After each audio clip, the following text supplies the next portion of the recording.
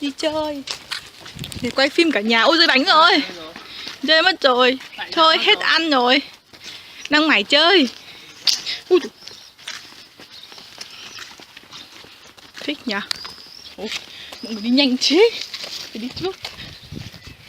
Tay chị đi ngược thì bao giờ phải chậm hơn là chị đi cuối. Thích nhỉ. Đi ở đây ăn cơm canh cá đi. Bông ở chơi đâu đấy Bông?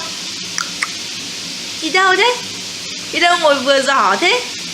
Ồ, làm gì thế? Ngon không? Ôi giời ơi, ngồi vừa khít cái giỏ quần áo của người ta. Cho bố mèo một tí vào phim nhá.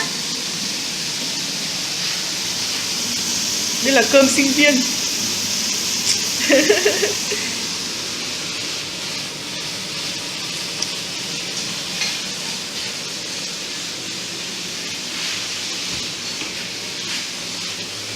Bông đi chơi đâu đây? Bông đi đâu thế? Chả nói chuyện, có đồ chơi rồi. Thôi, không cần mama gì hết.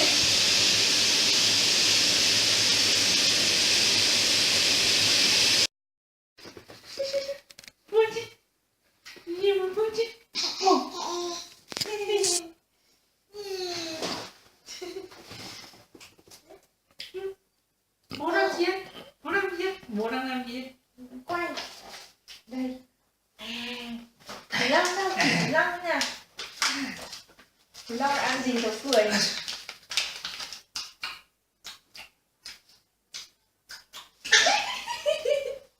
Điệu chứ, điệu chứ. Điệu chứ. Cười. Cười chứ. Đúng không? Hôm nay đừng đi ra ngoài vui nhỉ? Vui chứ.